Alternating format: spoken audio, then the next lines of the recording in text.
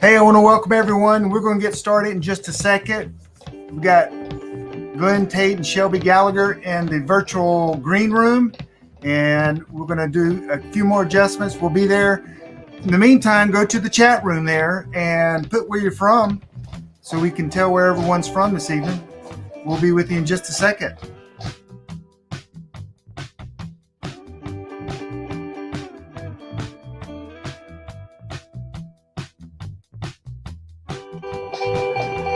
By the way, Ken, if you can hear me and see everything good, just give me a yes or okay in the chat room.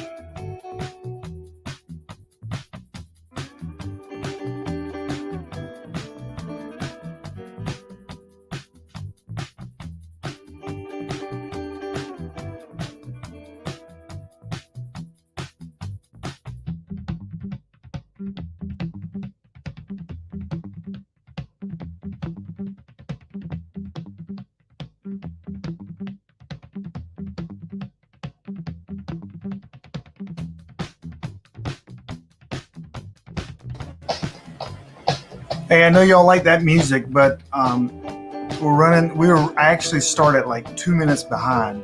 A little concerned about my computer because it's running slow tonight. So we're going to go ahead and get started with a few announcements, and then I'm going to bring Shelby's in the green room dancing. I guess I should show that. Yeah, there she is. So we'll be right back to her in just a second. So let me do a couple announcements real quick. Okay, I want you guys to know, let's see if I've got, okay. Hey, you're watching a PrepperNet. This is brought to you by PrepperNet. We are an organization of like-minded individuals that put together people in communities in your local community so you can meet other people and possibly form a group, at least form some relationships. And we are in 83 cities in the United States. I have a list of them cities right there. If you can read them all, that's probably you got very good eyesight. Just added a couple last week. As you can see, Morgantown, Pittsburgh, and Southwest Missouri. I'm literally talking to several more. We're adding them all the time. You go to preppernet.com. You can check out the new cities that are listed. Hey, we are listener supported, watcher supported. We have a membership. It's $40 a year. It's for premium members. You get some free books to download. I think you actually get Glen Tate's book, his first book of 299 days. There's a mosquito in here. I'm in my bug out shed. It's going to drive me nuts tonight.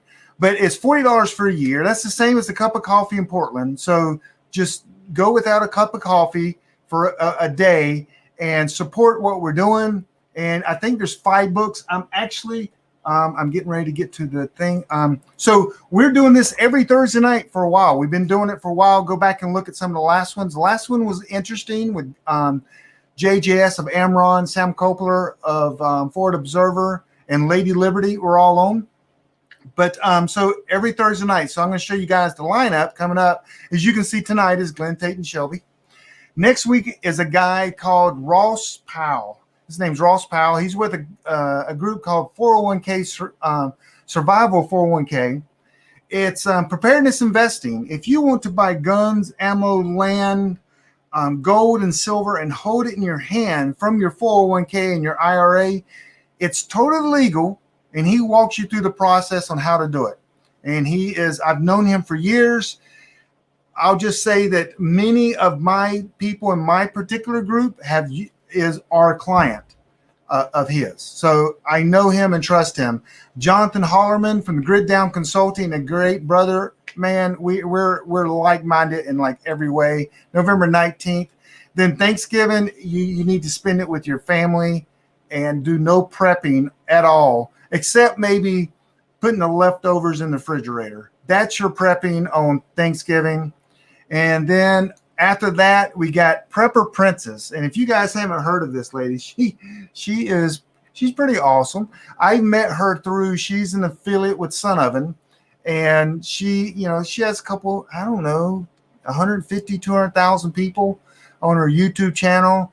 And she's a great resource of information. She talks about financial, and I mean, the lady lives on like less than $1,000 a month in this new house. You got to hear, some of her stories are crazy. So anyway, then Kyle from Prepping Academy, he's still alive. He is actually, what's he doing? Oh, he bought a 3D printer because he's printing something. We won't go into what he's printing. No, it's totally legal. And then Scott Hunt, it's going to be our December Christmas show. Scott Hunt, Engineer 775, he's going to be on December 17th. And then we're probably through for the year. Even if the whole year crashes at the end, boom, we're done. So that's our rest of our lineup. I do want to mention this because I make like at least $1, I don't know, every time you buy a book. And so where's my other book? Oh, here it is. If you write small books like these, I mean, literally small books, there's 2 of them here. Yes. You don't make a lot of money. I think one of them's like $5.99, the other one's $6.99, but it's the information in here, and the information you can share with a friend. You don't have a friend that is not into prepping. Let's guilt them with the Bible. What a better way to do that? Guilt them with the Bible. And so my first book is called The Case for Christian Preparedness. It's right there. Second one just released is Stand Firm to the End. I put my heart and soul in this to convince people that, hey, we're told in the end of days, which we're in. How do I know we're in the end of days? Because after Jesus died and rose again, the end of days started. So we know we're in the end of days. Now, when the actual end is, we don't know. But we know we're in it's called The Beginning of Sorrows. And so anyway, buy these books, give them to your friends, because your friends will probably enjoy them more than you will, because it convinces people to kind of use the Bible. So I see Robert Bradyansky, it's in the chat room, and he's talking about Kyle. Kyle right now is filling in ballots for 2000. Yeah, he's doing filling in ballots. Kyle is in Pennsylvania right now helping with the vote count. No, I am totally kidding. But anyway, so with that said, I'm going to bring in 2 outstanding, wonderful people. We'll bring in ladies first and then Glenn. I'm going to leave this on the screen real quick because I'm going to just mention this and then we'll get into talk. But Glen Tate, the 299-day series is the first series I read as a new prepper. As well, I wasn't a new prepper. I was a prepper, but never read books about prepping. I read the first book of 299 Days. Boy, was I was ticked off. But yet I loved the book. I was so ticked off, though. Why do you think I was ticked off, Glenn? Oh, because in the book, I up and left my wife and family because they wouldn't bug out with me. Well, that kind of upset me, but that's okay. Oh. I ticked off because there's another book. Oh, yeah, that is a problem, isn't it? Yeah, there's like actually 9 other books after the first 9 other books, and I read every single one of them, and I love. You're welcome. Series. Yeah, I love the series. At that time, I was buying the books because I wasn't even doing Audible at the time. Yeah. And so that was the first series I read. I loved it. And then we have Shelby, which wrote a Great State series. Has your 3rd book been published? Oh, yeah. Yeah, all 3 of them. Okay. Well, and then they come together and they do a podcast called Prepping 2.0, but they have to use the dash they have to use, I don't know. That's the website. Yeah, it's Prepping 2.0. Yeah, and the website is Prepping 2-0. Yeah. 2-0.com. Yeah. Let's bring everyone in. So I also want to say this, guys, and then we'll get into some questions and some. They already started ragging me. I forgot what y'all were ragging me about before we even started, but Mr. Tate, for 10 years, would never show his face. And now it's rubbed off on Shelby. Now Shelby, for for reasons because the FBI is still looking for her. It's right here. But I mean, this is the second time I've had you on, and you're like, okay, let's bear all. You're going to take your shirt off and show us your tattoos and everything. Nope. Nope. Okay. Nope. Okay. So, hey, welcome to the show, guys. Thank you. This is great. We love Preppernet. We love Preppernet. We get a lot of folks, listeners of Prepping 2.0, Patreons in particular, who send us messages and say that they are Preppernet members and they like it a lot. And we love it because we now have an answer to the second most common question we get, which is, how do I find a mutual assistance group? The most common question is, Pow, a real guy? And the answer is, yeah, he's a character in the book. Oh, yeah, in your book, yeah. Yeah, but Preppernet, I mean, is providing a service where it really needed to be provided, and it's a very good thing. And then Shelby, I guess her mic's off, or she's just a head nodder tonight. No, it could be the evil mute button. It's the mute button. Okay, because you've been shaking your head for like 5 minutes, and I'm like, okay, maybe I she can can hear all mime on us. I'm here. I talk with my hands or whatever. So yeah, it's great to be here. Thank you so much. And I see some familiar names over there in the chat box. And I want to say a quick shout out to Sarah. You just ordered one of these masks and it's on its way. Just did that tonight. So yeah, there's and she's from Pennsylvania. So oh my goodness. And then I see somebody else is filling out their ballot for 2024. So yeah, that would be Kyle. That's my co-host on the Prepping Academy. Mm-hmm. He's a conspiracy. He believes every conspiracy theory. So there you go. So it's good to see some familiar names there. Anyway, go ahead. Sorry, go ahead. Well, welcome. I mean, we have been corresponding and I would say friends for a while. I was on a radio show with you guys once. I've been on your podcast, and you guys are getting the word out. And you guys, well, the first thing I want you to do, I want Shelby. We'll let ladies go first. And you've got a podcast, you got a book, you got a new soulmate. Kind of tell us what is going on and a little bit about your past and what you can share so the FBI doesn't know exactly where you are. No problem. So, gosh, I think if you follow me on social media, I don't give too much away just because, like you said, I don't need the IRS finding me or anything like that. So, well, the FBI really is what you should be afraid of these days. But lived in Portland for 25 years. And during the election of 2016, as I'm watching President Trump be elected and watching what seems like child's play now, but some pretty violent riots take place as the whole resist and not my president thing, riots happening in Portland. And I was incredibly afraid because I knew it would not take much for police to be overwhelmed, for the emergency system to be overwhelmed. And that was the hotbed that I started writing my book series. And I saw a collapse come out of that. And so that's what got me writing. Awesome. And then in 2017, I mean, I had known Glen before that. And if you've read the foreword to my first book, you know how that went and how I met him. And we got together in 2017, and we've been where we are now for 3 years. And so what do we, and he had this, I call him the idea fairy, and we all have some of those in our life. These people are like, you know, it'd be a great idea. Fairy. So I kind of think that's funny, the fairy thing, but go ahead. So all of my fans are screaming because they want me to finish my third book, and I'm working on my third book. Glen had this great idea. Hey, we should do a podcast. How hard can it be, right? Well, it was hard enough that it delayed that book by 3 months. Thank you very much. So, but I would like to thank the snowstorm of Western Washington of 2018 that put us, hunkered us down for a week. That put it over the edge. I finished the third book, but so we've lived here in rural Western Washington now 3 years, and we were just talking to somebody else about this. When we bought this place, we wanted to prep it out.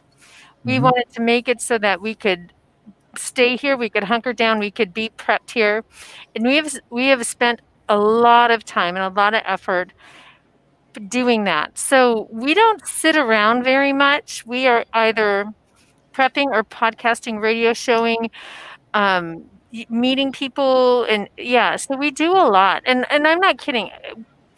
Ask anyone who's been on our property. We don't. This is not just words. We spend a lot of time digging up plants and getting.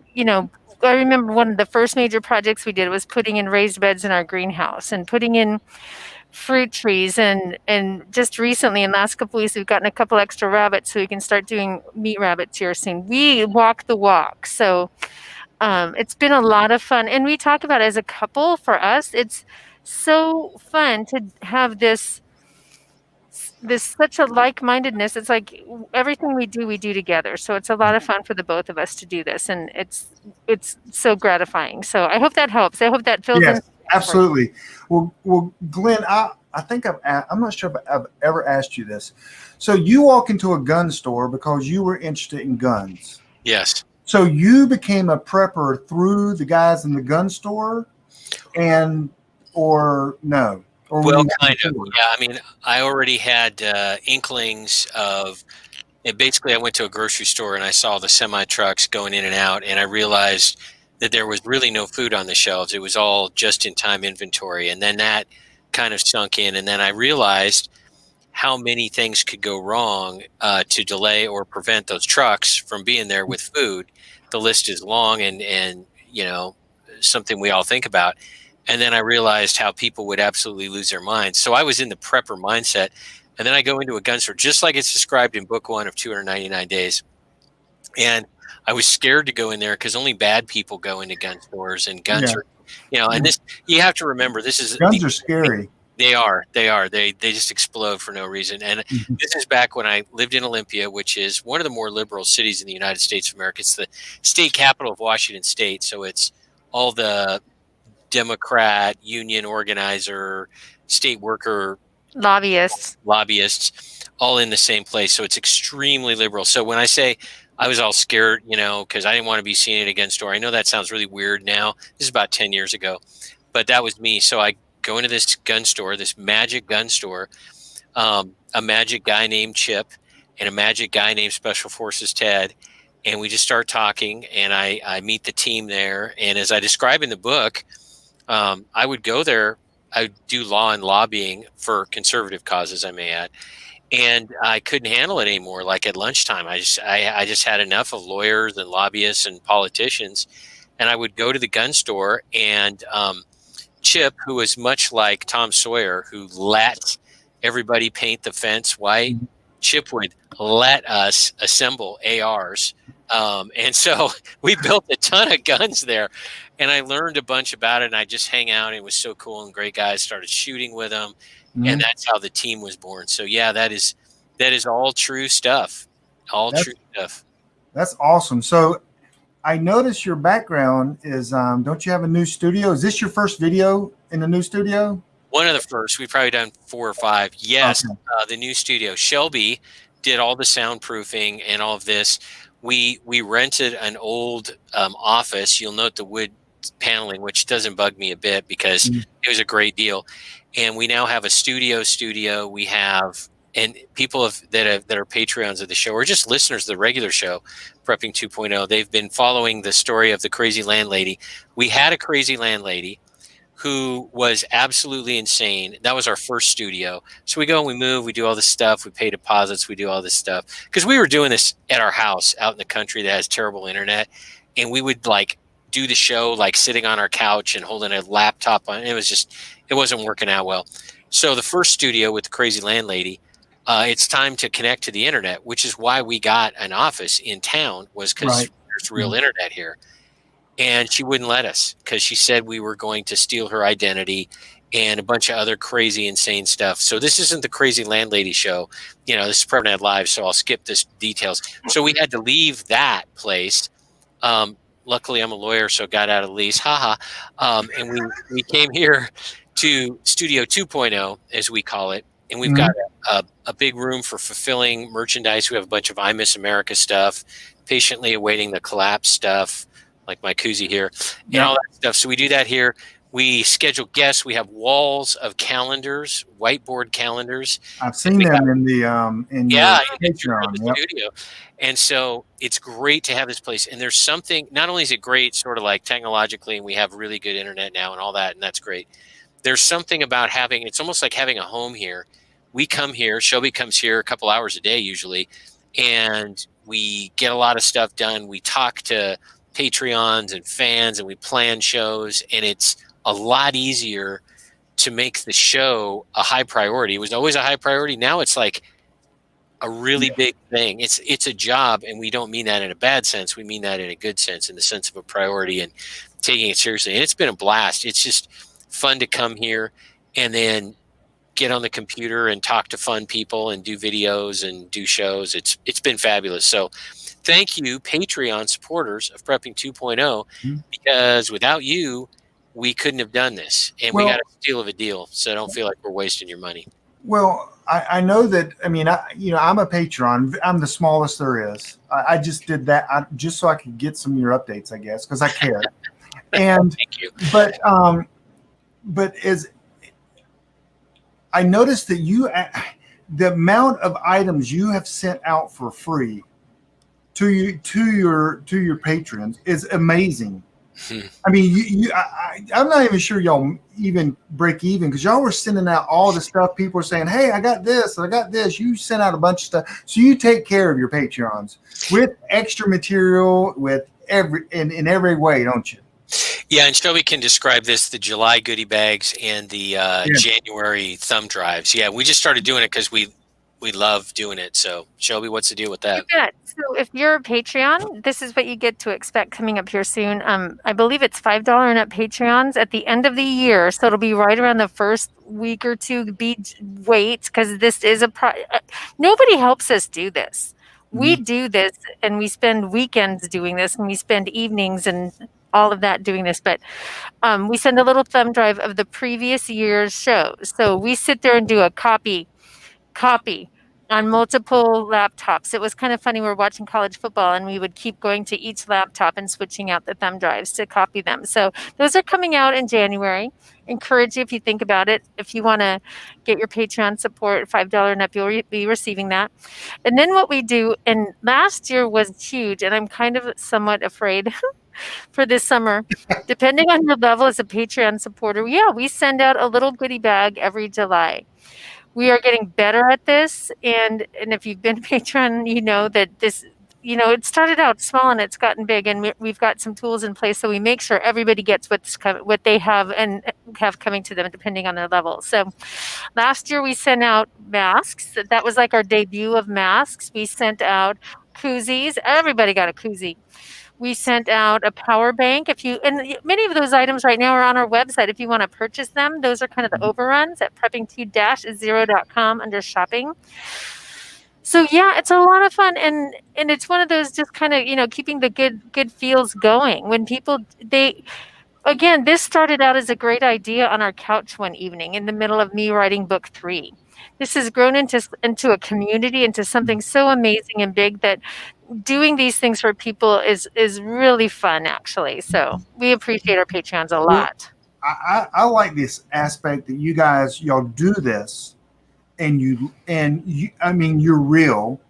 You live on a homestead, your bug out place. I mean, it's real, and you're real people, and yet you love giving and sharing and teaching people and bringing people good content.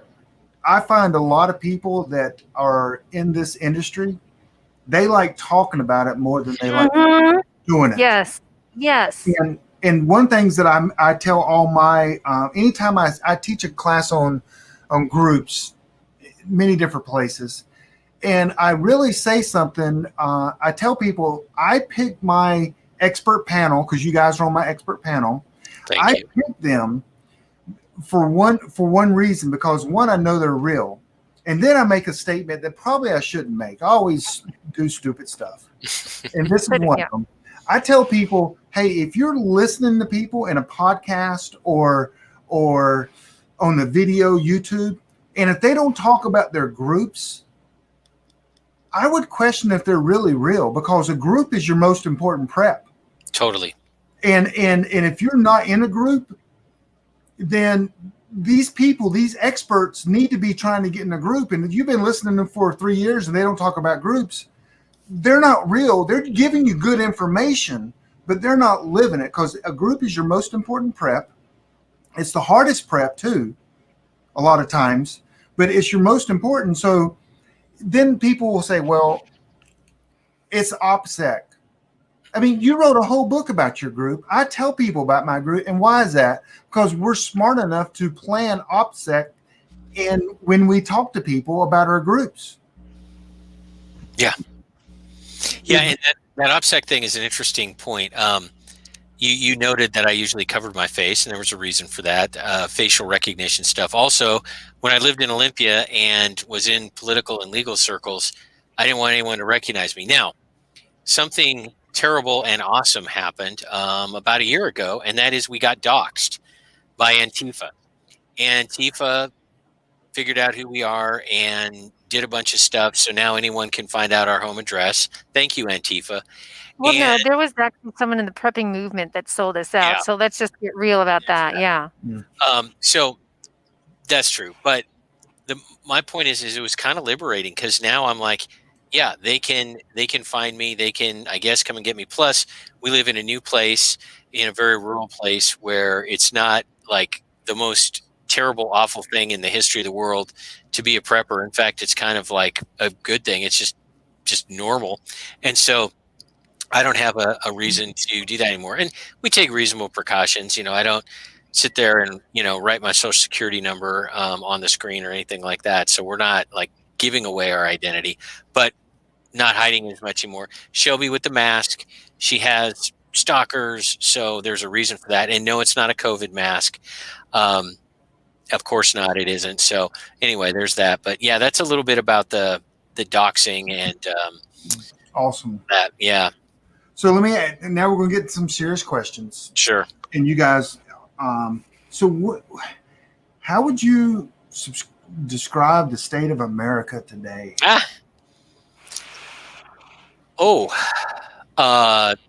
Ladies first. Ladies first. Unless you'd like me to go first.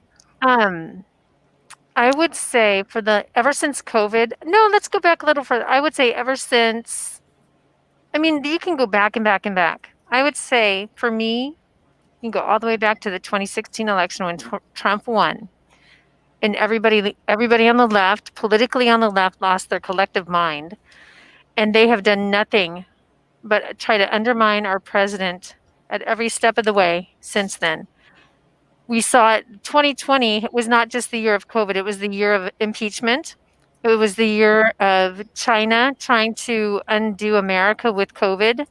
It was the summer of riots, unleashed riots. It was the summer of defunding our police. It was all of these things. If we stop for a moment and go, this is just a slow rolling collapse. Mm-hmm. So I would say right now, after oh my gosh, the election night 2020 will go down in infamy. I'm shocked when I say this, but I remember I shouldn't be. Glenn saying last spring, a year ago, we're going to have a contested election. It's going to get ugly. We're going to have two presidents.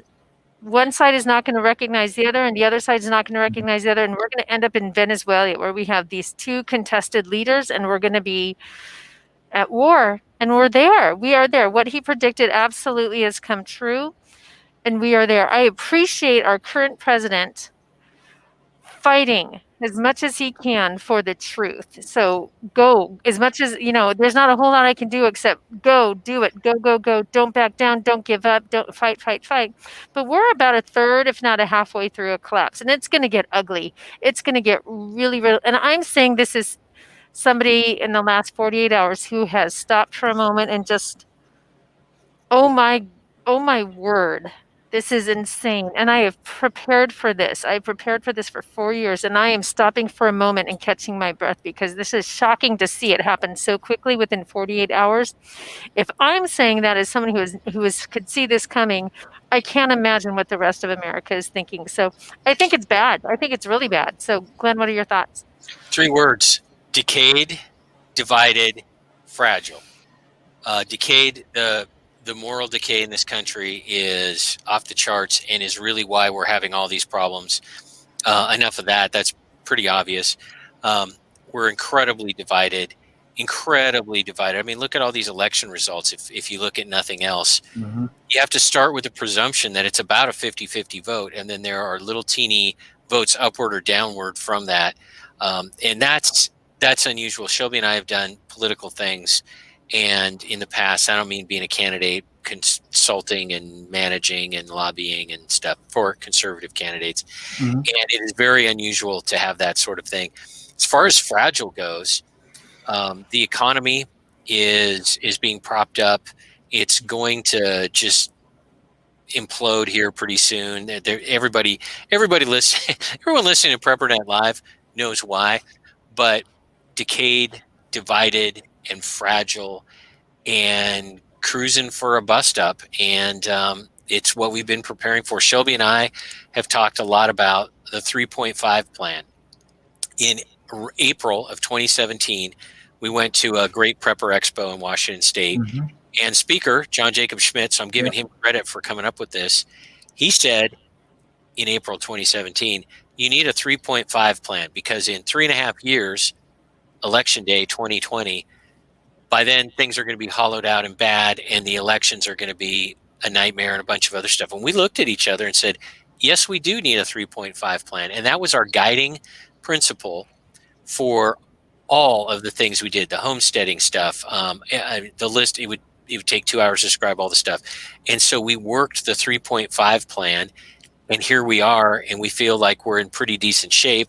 Obviously not resting on our laurels, and I'm sure we'll find out that there were things we needed to do. We've acquired a lot of skills, networks being the most important of all the things, and far more important than like stuff off of Amazon. So we worked the 3.5 plan because of the inherent, decay, divisiveness, and fragility. And I don't see anything getting magically better. I'm not depressed about all this because I would like Trump to be winning. I'd like everybody to agree with us and live great lives and be good people and all these other things. It's not going to happen. God put all of us on the planet in this place, in whatever place he put us in this time, to do specific things. And so his plan is that, among other things, to be selfish and talk about Shelby and me, we're here in Western Washington. A lot of people just an hour before the show at Patreon said, hey man, why are you in Washington State? Because we're a forward operating base. We think we're here because we need to be, and we're going to link up with good people, our team and others. That's been an expanding tribe and auxiliary and support system. And we're going to weather through stuff here, and we're going to be a beacon of hope. And we think goodness, relatively speaking. Obviously, we're sinners, but that's what we think. So I'm not depressed because it's kind of showtime. It is now showtime. The practices are over. The band is warmed up. The on-field practice is done. The kicker has kicked, some field goals and done some punts and figured out which way the wind's blowing.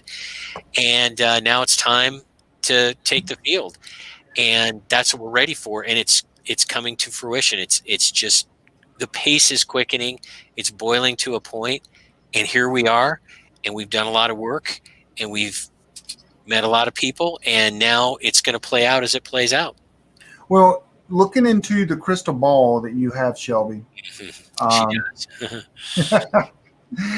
I mean, what, this is just guesses, I know, but what do you see the next few years being like for America? And I know that's a crazy answer, but I mean, people want to know. They want to know what experts, that people like you two that think about this. You live this stuff. You live in the corporate world, the legal world, and I mean, you guys have a pretty good I mean, everyone wants to know. What do you think? What should we expect? This is what I think, and I, honestly, I don't know what's going to happen here with this election. So I'm going to do the two scenarios. If President Trump wins, as he should, and I can go through the whole litany of reasons why he should, because, and I'll say this: if you want to know why he should win, listen. The best summary I have it is the day after podcast of Dan Bongino, who just pulls it out. How suddenly the brakes got put on counting, and counting resumed at 4 a.m.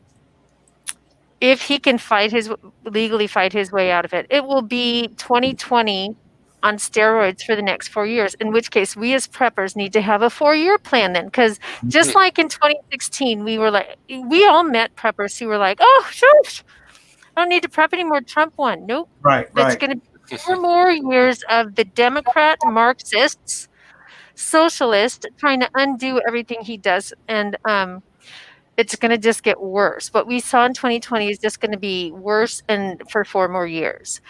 So there's that. Now, if Biden wins, it's not really Biden winning, because we all know, and nobody in the media wants to say this.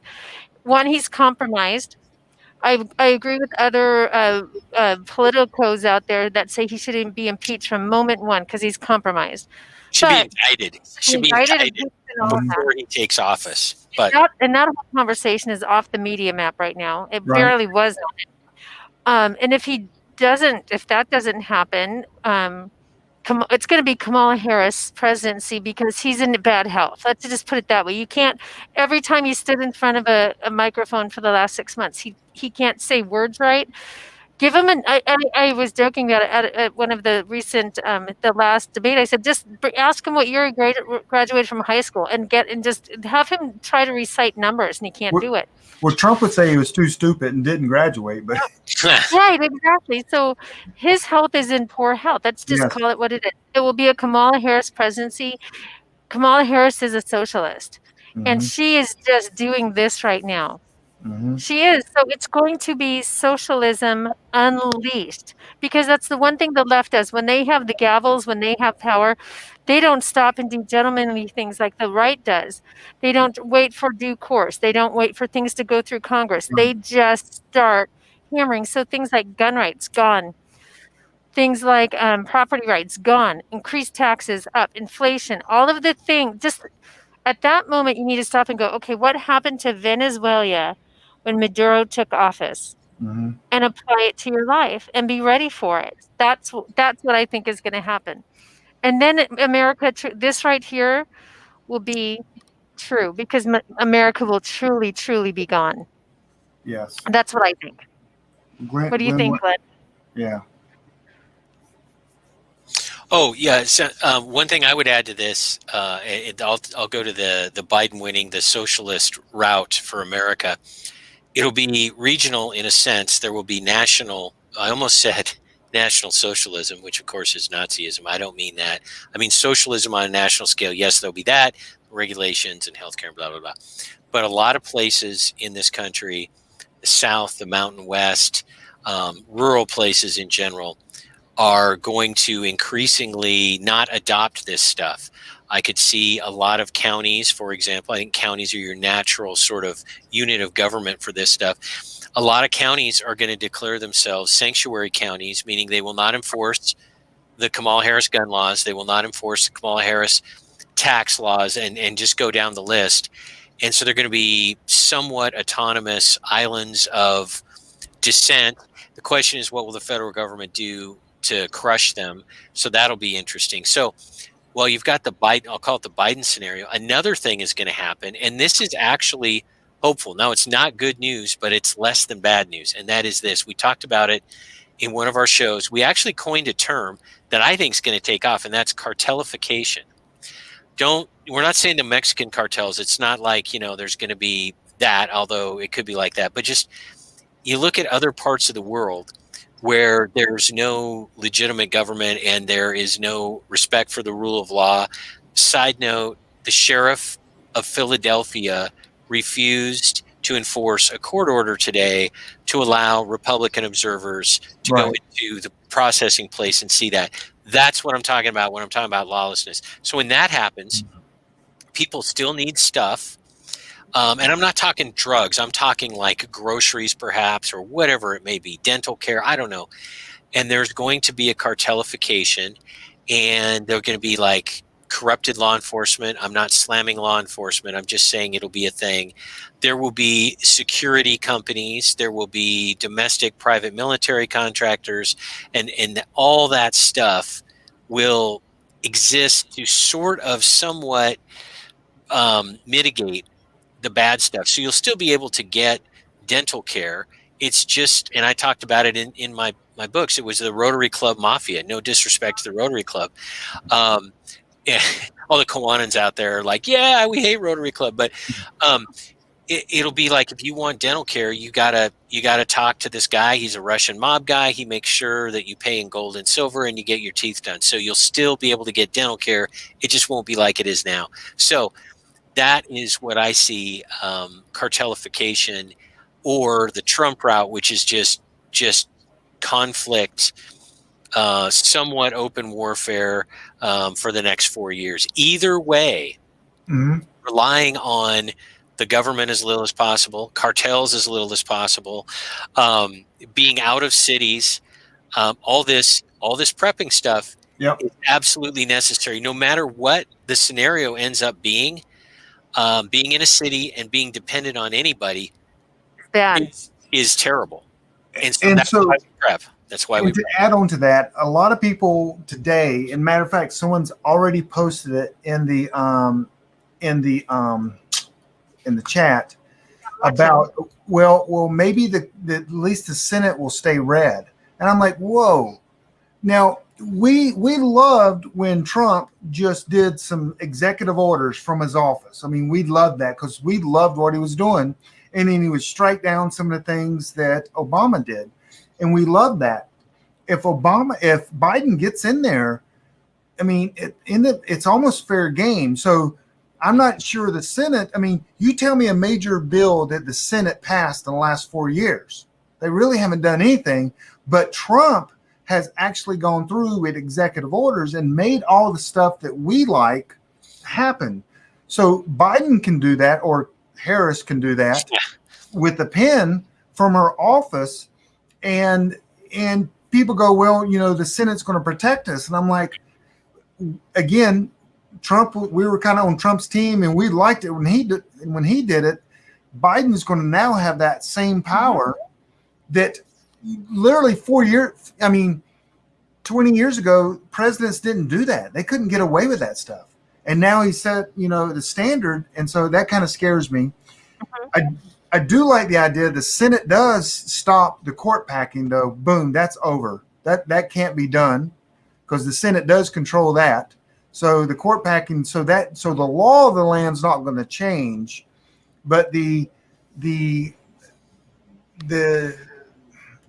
disobedience, or whatever you want to call it, the lawbreakers, that will happen in great detail.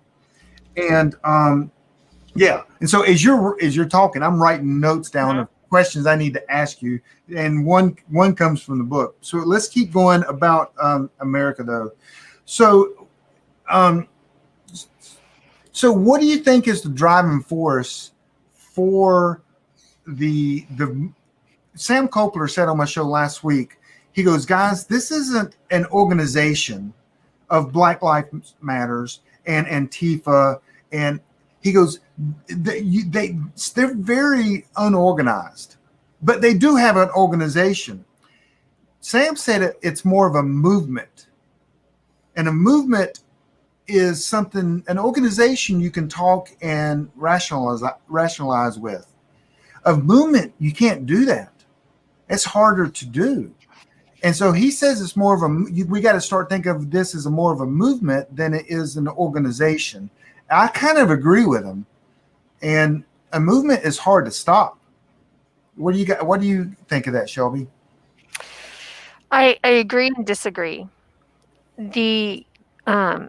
we talk about Antifa and BLM. They're separate, but yet they work together quite a bit. Organizers of BLM have come out and said very clearly, we are trained Marxists. They are funded by China and by George Soros. We know that. Antifa, not so much. It tends to be more of a movement, and they just tend to be more. They're organized in places they've been allowed to grow, like Portland and Seattle, and they have enough comms and enough of a network that they can get quite a bit of damage done, and they're unchecked. So they're just like a cancer that's growing.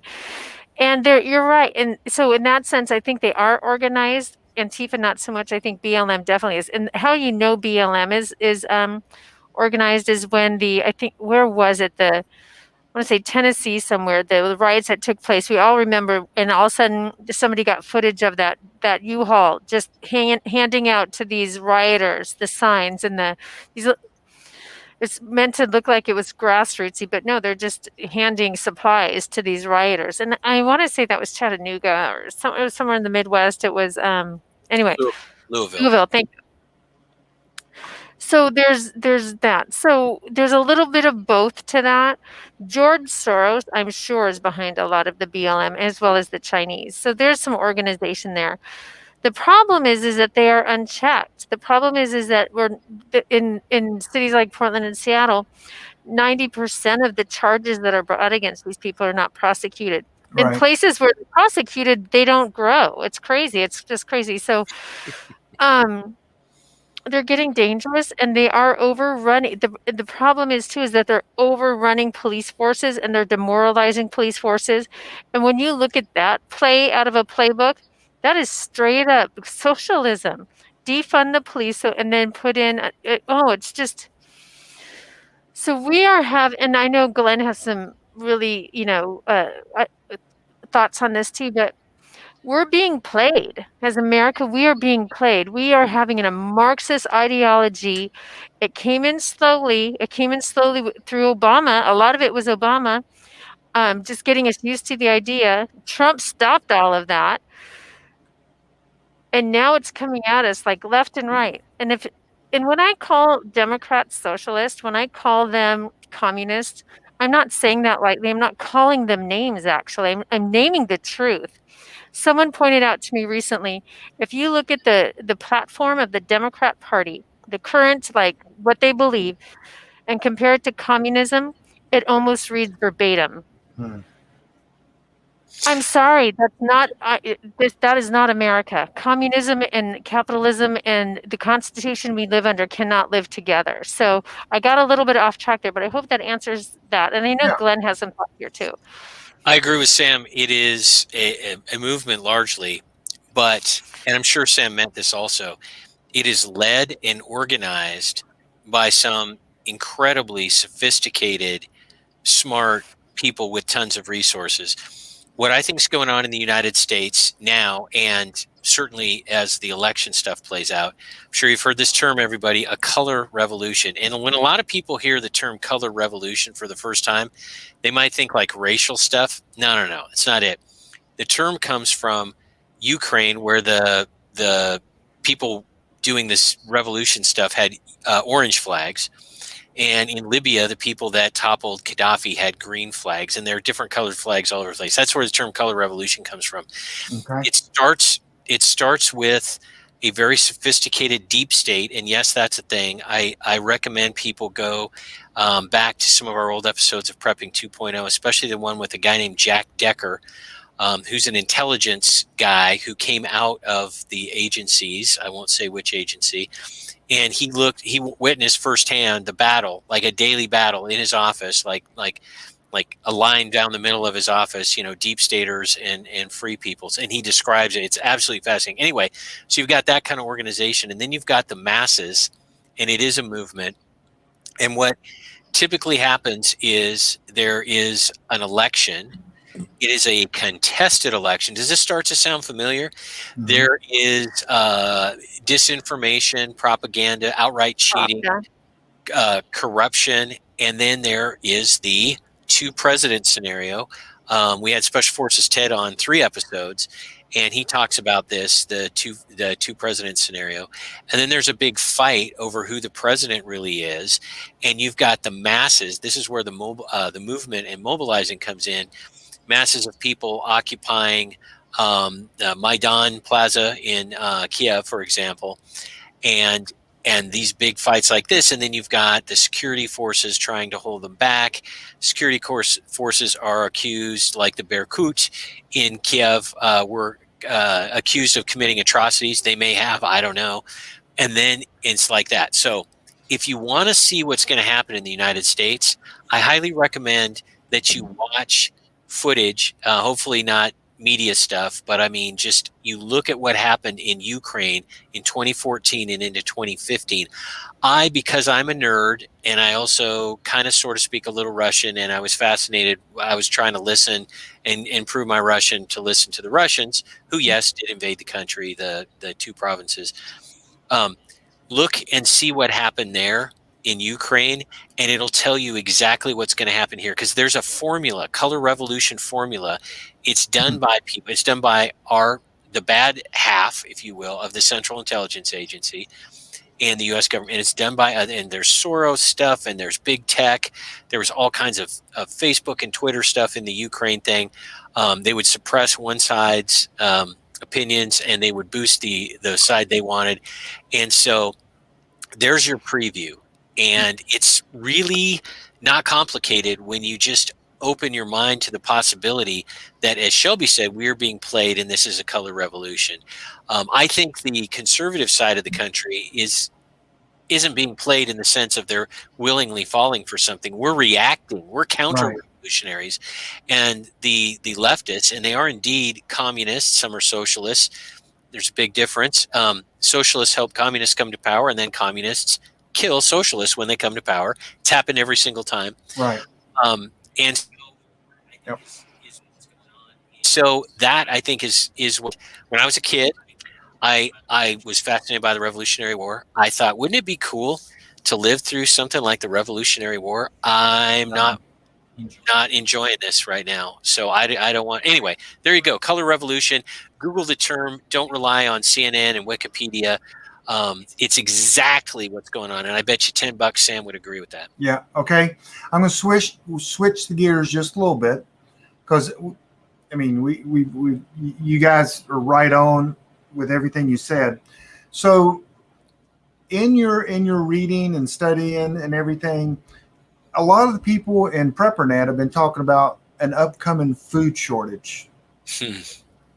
So, and I've been studying the food shortage. I've been studying, the food that China's been buying, the crop devastation that happened it was at the Midwest, the straight line winds that took, a lot of our corn crops and just knocked them down. They were not usable. So while all this is going on, there people don't understand it yet, but there is a food shortage going on throughout the world, and that kind of blows my mind, because it's just, even China has got a new policy about, they got one policy is, if there's more than 6 people in a restaurant, so many percentage of them can't order food. And they have this huge campaign right now to not waste food. So what do you guys know and say about the food shortage? Because that's there's so many things we got to prepare for. And then I'm going to, So what do you guys think about that?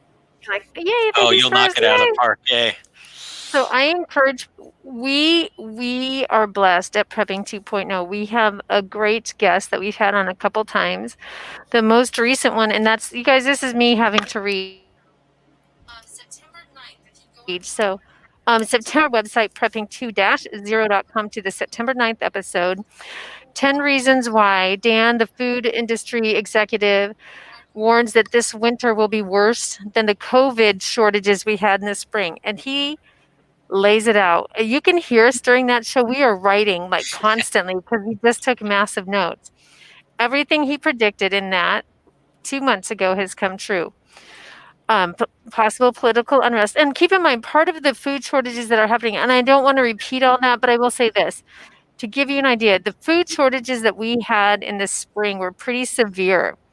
And you can go back to our episode in April where we had him on, and he was addressing what was going on, and he predicted the huge shortage in meat and protein, which is anything meat. And it was great because we had a lot of our listeners let us know, thank you, because of you, I was able to get a supply of, chicken, eggs, whatever, and now they're gone.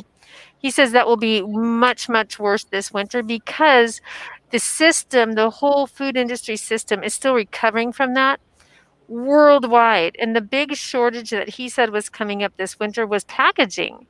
There is a worldwide shortage of packaging for many reasons, one of them being the tense relationship with China, as well as China is still obliterated by COVID, as well as natural disasters. They had a major flood a couple months ago. So yes, you're right.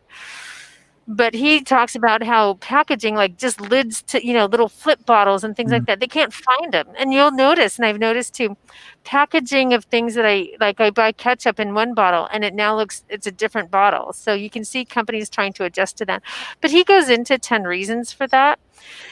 And part of it is catching up from COVID, but it's also, it is sobering to listen to. And if you're a prepper, you're like, all right, I now know what I need to do. And I encourage people to still go back and listen to that show, even though it's a couple months out, it is still relevant.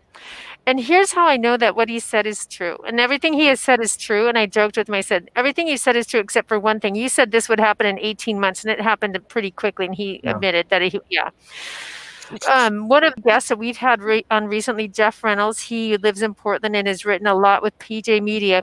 He sent me a picture recently of a Michael's craft store. So I don't know if you guys have Michael's where you are, wherever you are. Kind of a Hobby Lobby kind of thing. Yeah, we got Michael's in North Carolina. Sent me a picture of their racks, and he said and it was completely empty. It looked like an empty grocery store rack. And he said, this is Michael's in Portland. This is pre-Christmas. All of this should be stuffed full with all the Christmas, everything Christmas. So the shortages are everywhere. So yeah, and now people we're starting, our fans are so good about this. They send us pictures, and now you're starting to see it again, especially canned goods, especially meats and proteins. They're going to happen again. And it's not because of any one thing. It's a combination, and it's regional too. Forrest, you might be able to get roast beef, I don't know, at Christmas time. We won't. And it's because of regional issues. And he compared it to like a giant nationwide Jenga game, pull a supply line out of Idaho that kind of affects the Pacific Northwest, may not affect, but then another Jenga piece, and so yeah, it is. I encourage people to listen to that show without retelling it all over again. And that what show was that again? Dan, the food industry. Off the top of my head, it was episode 94. 94. Okay. There have been 2 episodes with Dan on. One was in April. That episode was in the 70s. 77. Thank you, 77. And then episode 94, I want to say. Okay. And then he was on a third time. He came in on the phone. And that one was September 9th. So September 9th. Yeah, if you look at our website, just go back, chronologically, you'll be good. Okay. One of the things I love about Dan is that he has ultimate information because he's the CEO. She mentioned the flip bottles on ketchup and stuff. His job is to solve that problem. So not only does he know about that problem, it's his job to sell it or solve it, and he describes why. The other thing the reason I put stock in what Dan says is that any explanation for things that involves gigantic conspiracies and space aliens like blasting corn plants with laser beams and stuff, I don't really believe. Dan can articulate why the flip bottles on ketchup, first of all, why there's a shortage, second of all, what it means, and third, how long it's going to take to fix it. He talks about things like 30% of the food in this country, but there's a lot of food, like corn. There's like a lot of corn. Yeah, there was some damage to some storms, but the distribution systems, and he tells a story, or he mentions this, 30% of the food in this country is what they call institutional or something. It's restaurants and cafeterias and prison and school and stuff like that. He said, well, you know what? The packaging, it's all about the packaging. He said it's different. For example, when you are running a Burger King, you can get mayonnaise in 5-gallon jugs because you use it a lot, right? Well, when no one could go to restaurants and no one was ordering, no one's going to Burger King. Burger King wasn't ordering 5-gallon things of mayonnaise. There was a ton of mayonnaise.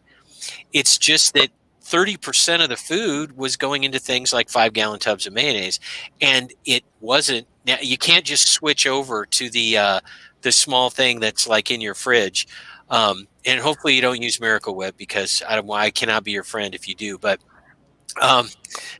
just alienated 28% of your audience for us. Way to go, Glenn.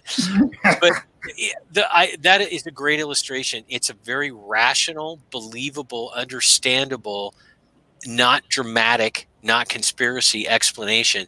It has been, I think, the most popular shows we've ever done has been Dad, the Food Industry Guy, because everybody comes away from it saying, oh my goodness, and it motivates people. Like they'll listen to that show. Actually, we were part of this when we listened to the April show. We went and we bought half of a cow, right? A butchered cow, which turned out to be a really good idea. And people act on this information. So for PrepperNet listeners, you should really listen to Dan, the CEO stuff, because it's the most bang for your buck you're going to get for the hour if you listen to the regular show and hour and a half, including the after show for Patreons. You're going to get a ton of information. It's also really good for persuading people who might be in your life who are like, I'm not sure about this. Although every time I say that, I have to catch myself and say, that's right. Persuading people that there might be a problem is no longer an issue because of toilet paper. After the toilet paper thing, everybody gets that stuff dries up pretty quickly. If everybody TP preppers is what I call them. Yeah, TP preppers. So, and if I can add to that, and someone just mentioned it, and I see Mindy's comment over there saying, well, I feel like these shortages are just regional and they don't affect me. Listen to the episode. Dan will spell out to you how exactly. So you can probably walk into your store and it looks kind of full. And fine. It's not going to last. Think the United States food supply chain is a Jenga puzzle. It will collapse. And he's telling you, right? And I absolutely agree with what Glenn just said. We've had so many people tell us, my wife doesn't believe me. My husband doesn't believe me that we need to buy extra cans of food. Listen to that episode. And we've had more and more people say that episode. Now we're buying cans. Now we're going to Costco. Now we're getting it done. So and again, like what Glenn said, he's a very reasonable, good knowledge and lays it out really cogently. Yeah, go ahead. A friend of mine works at a major grocery store chain. And I asked him, I said, hey, how come you don't have toilet paper? I mean, he goes, oh, we have toilet paper. I'm like, well, we went down to the store and they're out. He goes, well, we make decisions every day of how much toilet paper should go to each store. I'm like, wait a second. You're actually making decisions as your grocery store chain, how much you give a particular store. I said, what's that based on? He goes, and he didn't really answer, but I thought profitability. And he talks about that. Dan talks about that, how those sort of decisions are made that way. Exactly. Keep going. And he said that some of the stores will have it in the back and they'll bring it out a little bit just because their goal is to bring people in to get toilet paper, but other things as well. They're in business to make money. They're not in business for people to have toilet paper. And that made me start thinking that in some small way right now, they're rationing items and food and things that we need now, making the business decisions on what store's going to have it and when they're going to have it. It kind of made me mad, but he's a good friend. It wasn't his choice. It's a big company. But that blew my mind thinking, wow, I never thought that they would do things like that. But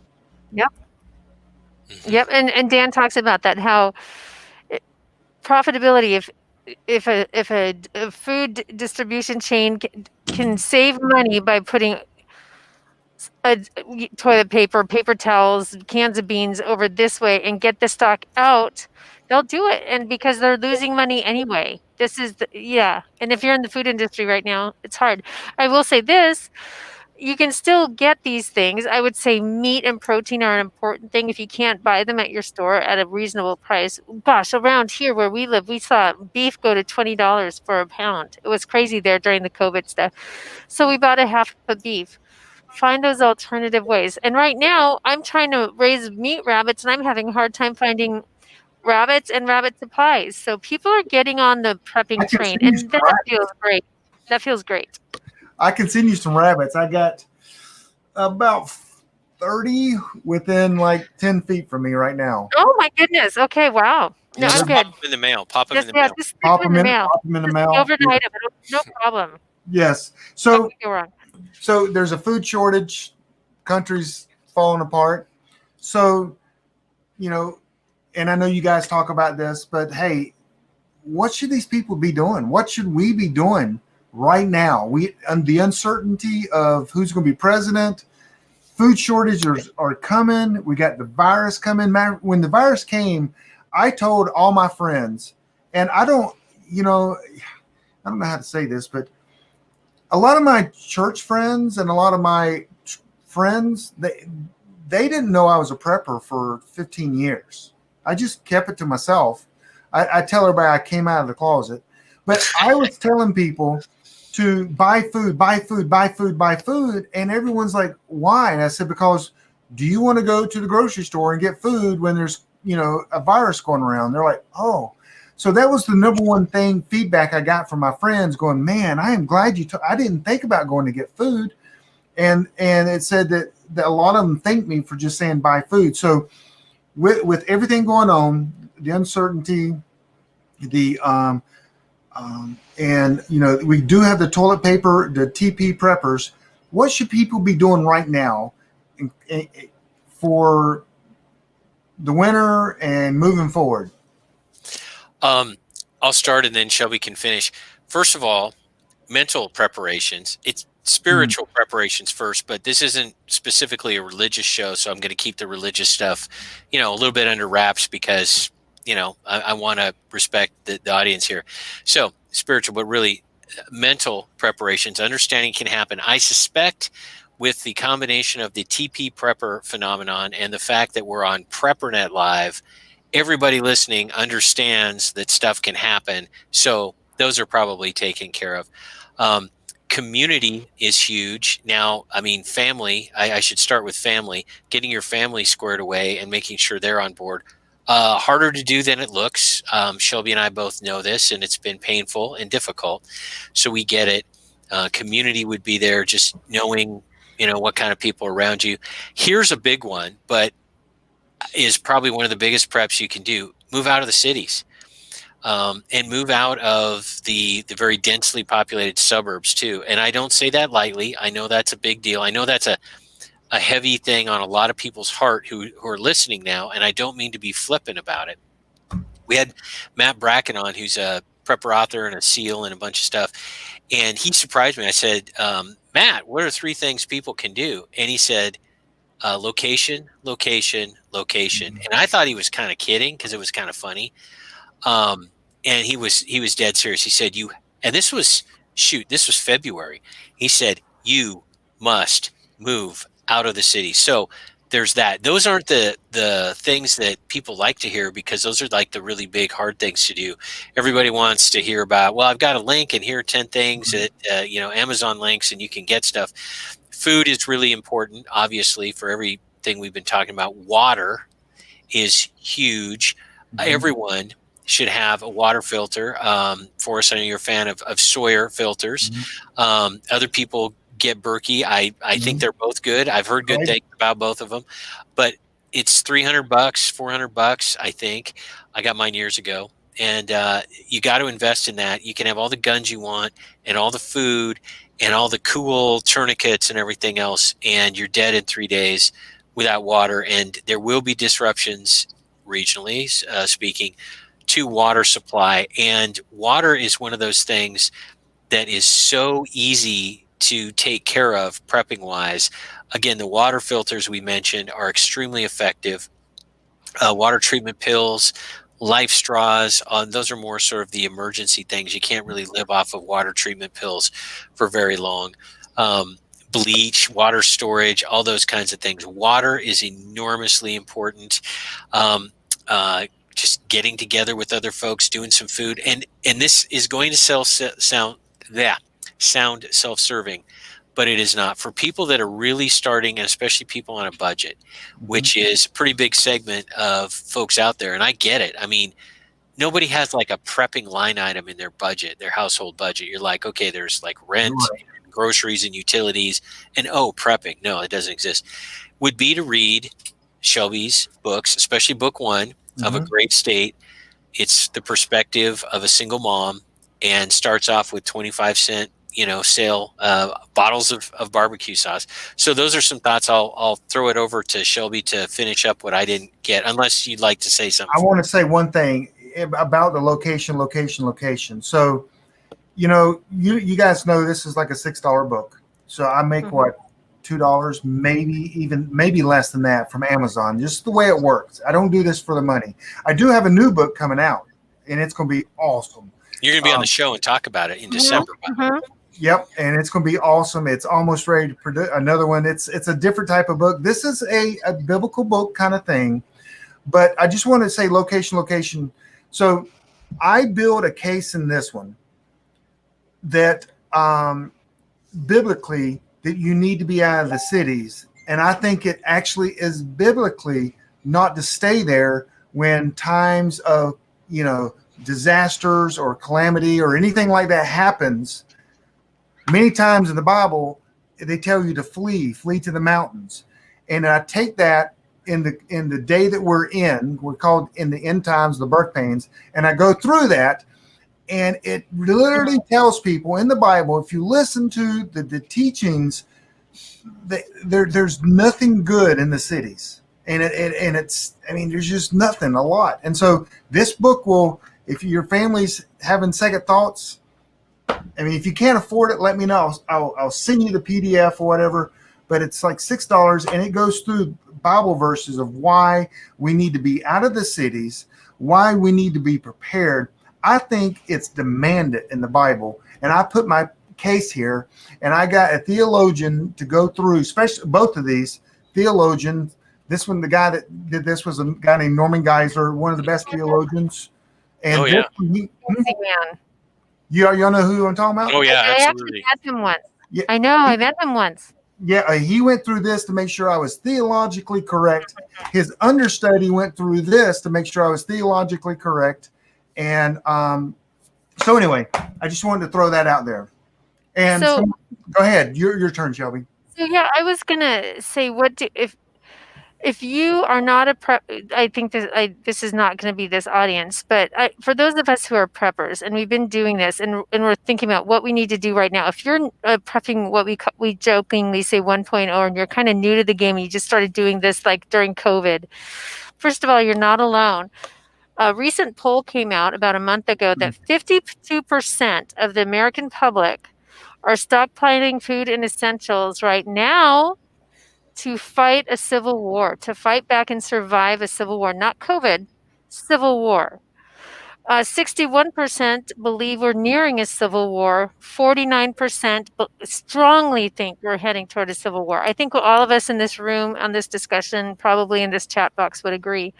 It's a historic expansion of the prepper movement. So if anyone says that you're crazy for being a prepper now, you can flip it on them and say, no, actually, you're in the minority now. So go pound sand. So just feel vindicated by that. But I will say, if you're still new to this and you're trying to get caught up, and to add to what and draw out what Glenn said, I think about I need a 30-day food supply. And once you have that, 60-day, 90-day. And once you get to about 90 days to a 6-month supply, that now you need to start thinking wherever you're living, sustaining. Because once you hit a certain amount, first of all, you run out of space and you run out of the ability. You can't prep yourself you cannot put in enough food, freeze-dried food away to sustain you for the rest of your life. You need to start thinking gardening, rabbits, chickens, all of that, which is what everyone's doing. The whole world bought chickens last spring. So, you know what I mean? So, you're not the only one thinking this, but makes my heart warm when I realize the average Joe citizen is doing those things. So, if you're new to this, that's what I would say you need to do right now. If you haven't got a 30-day food supply for you and your family, you can still buy food. I just saw it today at our local grocery store. Campbell's soup, 50 are on sale for 50 cents. That's like Shelby's language right there. You better believe we're going to go stock up on that. Right, Campbell's right. soup, oh my goodness. So yeah. So get your food supply under control. Yeah. Okay. So another question here, kind of turning a little bit. We're getting to. So Glenn, 2 weeks ago, this guy was literally depressed and says, my family, my wife won't get on board, and it just was just saying this. And I said, hey, why don't you read a series that I read a long time ago called 299 Days? It's where this guy, he was planning without his wife's knowledge. Okay, he was planning. He had a place to go. He built a kind of a team, and his wife really never knew everything that was going on. And he goes, well, and he's asking me like, wide eye, like, what? Okay, what happened? I said, well, he ended up bugging out without his wife. And he goes, well, I don't want to do that. I can't leave her. I said, well, it gets better because his team comes back and kidnaps her and brings her to safety. And he goes, oh, wait a minute. And he literally started thinking about that because that's in your book series where you guys, you send a group in and they literally almost kidnap her, but I think she finally decides to go and brings her to your retreat. And of course you have pancakes and happiness forever and ever. Kind of. But so with everything that you wrote the books, again, y'all need to read the books 199 days. 299 days. It's the metric version. The regular one's 299 days. Yes. So with you writing that series, and the things that are going on today, is there anything in the books that you go, man, I missed it, or man, was I looking through a crystal ball? Because this could set up exactly what I wrote in my book, or anything you would change in there? Yeah, absolutely. As far as getting things right, I think I got a lot of things right, and I don't think it's because I'm brilliant. First of all, there was a lot of divine intervention in writing this thing. I'm not creative enough to write this, period. I'd never written fiction before, and it was an enormously popular book series, so I'm not taking the credit for that. Now, but back to your question, it wasn't hard in a lot of ways to project out what was going to happen, because all I did was I just had a pretty simplistic knowledge of Bosnia, Argentina in 2000. By the way, we're going to have Furfall on in a couple shows, and he'll talk about that. Russia in the early 90s with their currency collapse. And so it's the same thing. Human beings are human beings everywhere. And so that part was easy. I don't know that it was really crystal ball material. I put a lot of detail in there that has come true, and that's pretty neat. Things I would change. I was trying to be very, very nice to my then wife and not be hard on her, because I knew at some point, actually I didn't know that she'd ever read this, but I knew that if it ever got published, which was a miracle in and of itself, that she would probably read it. Turns out she didn't read it, and I'm very disappointed about that. But I knew there was a good chance that she would be reading about this. And so, quite honestly, I underplayed, if you can imagine this, her hostility towards what I was doing and her candidly stubbornness. This is not the Glenn's ex-wife, complain-a-thon show, because that's not a very good show, and I hate it when people do that. But I underplayed that, and I would change that if I could. I would remove some of the references to things that were contemporary at the time. I talk about people with Obama bumper stickers. Right. Remove those sorts of things. I would not have lauded the AK-74 and 5.45 by 39 round, because now they're really hard to get. These are little things, but the big picture stuff, I wouldn't have changed. I would not have changed. I would have been more realistic with the family situation, to be quite honest. And I don't enjoy saying that, but it's an honest answer to a fair question. Right. Okay. And then Shelby, to your book series, I think is extremely important. 4 years ago, you never really got a woman's point of view in any of the prepper books. I don't remember. I don't remember anyone writing. Actually, the first series I ever read about a first person woman was actually Mark Goodwin, which was odd, but it was a good series. But and I guess there are more now. But 4 years ago, there was no one writing from, because a woman completely has a different perspective from this. Men are guns, beans, bullet, and band-aids. Women, I'll just let you. Very good. So I see what Sarah just wrote in the chat box. Hello, Sydney and Jeremy, my favorite youngest fans. So I got to say hello to my young fans there.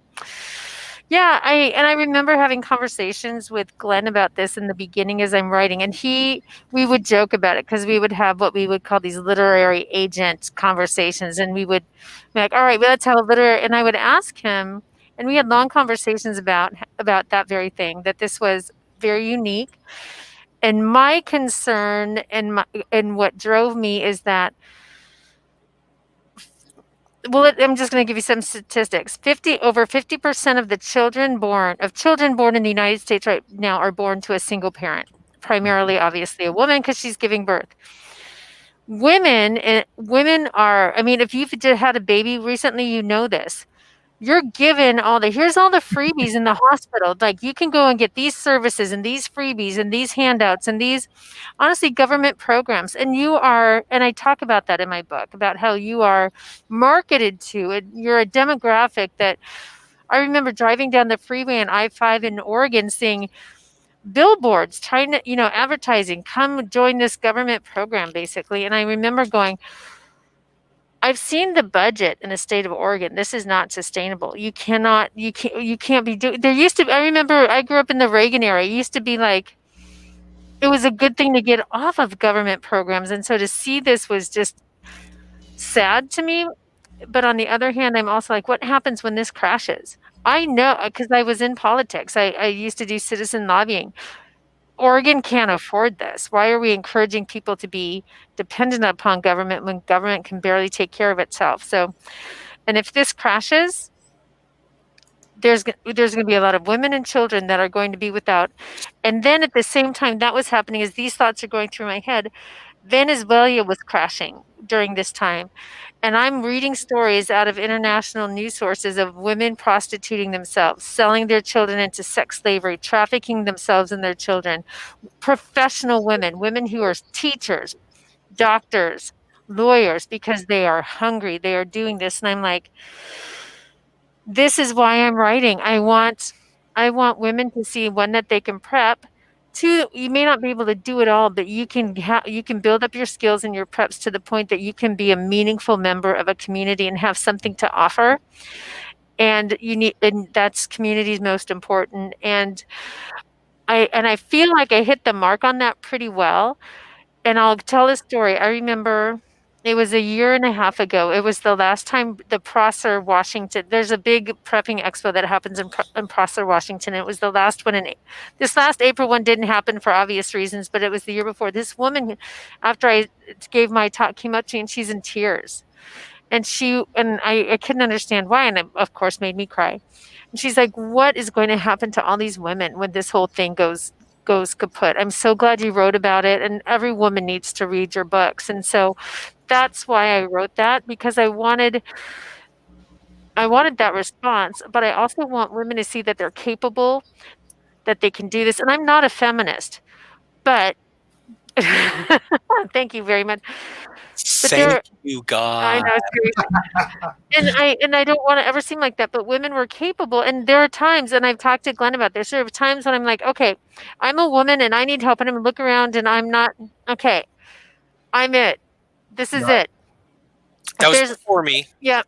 Yep. there have been many times in my life where I'm looking around looking for a warrior going, Yep. yeah, I'm up. It's my turn, so I'm gonna do it. I gotta do what I gotta do. So I hope it was empowering to women, but also that people could see that when this whole thing collapses, and we're closer now than we were in 2016, Forrest, Right. there's gonna be a huge demographic of women and children that are You gonna know, just be decimated. at Preppernet, we have a lot of women. I mean, we have, husband and wife come, but we also have a lot of single women coming. Either Good. they're single or their husbands are not involved. And that's why we stress at all our meetings. I stress to my leaders, we had a leader call last night. When you meet, you need to be in a safe environment so anyone will feel comfortable coming. And I like restaurants because restaurants are open. There could be a private room. Never anyone's house. I don't even like parks so much because, but I like in the back of restaurants or public libraries, and that makes them feel comfortable when they come. And actually, Preppernet behind me are a lot of women that help me do a lot of things, and because they live it, they love it, and they can communicate the message way better than I can to other women and other people. So go ahead. Can I add to that? Here's what's been really cool because y'all know, those of you who've read the 299 Days book series, you know the team, and the team is a real group of guys, Mm-hmm. and I've been made a member of the team because it's what happens when you marry Glen Tate. That was my question. How they responded to you? They've responded very well. They're very nice. They're very nice to me. But I also know that I need to. I'm not the weakest link. I make sure that I bring to the team a set of assets. So, what's cool is that one of the team members, I'm hemming his pants for him. So the next time I see him, I need to get those back to him. So yeah, somebody mentioned. It's Scotty. So somebody mentioned sewing. Oh yeah, Shelby knows how to sew. And here's what's been really cool in this, and the team has been very welcoming to this, and I think the team has changed. They've gotten older. They've had their own girlfriends and wives and all of that. Where we live now, have developed a women's group, just a women's group of us. We're working on skills, working on getting our preps together. They're all single. Actually, one just got married recently, but it's the same thing. And I have let the guy team know, hey, I've got this little group back here that I'm working on. And when this all really goes south, there's going to be these women that show up, and you need to be thankful because we're all working on this together. And so it's been good. It's been really good. And I think more and more as this last 2 years in particular have drawn out. Whereas a team might have been a few years ago, we don't need any more members, or I don't know if there's many teams who do that, but more open to a little bit more diverse group, a little bit more multi-skilled, not just running and gunning kind of skills. And so it's been good. It's been really good. And it's been a good marrying of several different skill sets. And I'm excited. Everything, it makes us stronger. So what you just said, yeah, absolutely. So with that, Glenn, so the group accepted her. Yes. Shelby. So group is important to you, and that's Preppernet that's the biggest thing is you got to be in a group. If you're not in a group, you're going to die. Yes. I mean, I say that all the time. Someone actually put it in the thing earlier, and I'm sure people are like, "What?" But I always make statements. Group is your most important prep, and if you're not in a group, you're going to die. That's two statements I say all the time, and people think I'm kidding sometimes, but really I'm not. So group is important, and it is hard, and to be in a group and to make it work. But tell me about your experience and why you think groups are so important, and how you got this outsider, Shelby, and all of a sudden she's a team lead and running the show now. Because I know. Oh my gosh! Don't let them hear you now. Oh yeah. Well, I'll take those in turn as you said them. First of all, group is important. I don't just think I know everything and that I am the sum accumulation of all human knowledge, because boy, that's not true. I look at history. I look at how people all over the world do things, not only now, but throughout time. It's always been tribe. always. Always.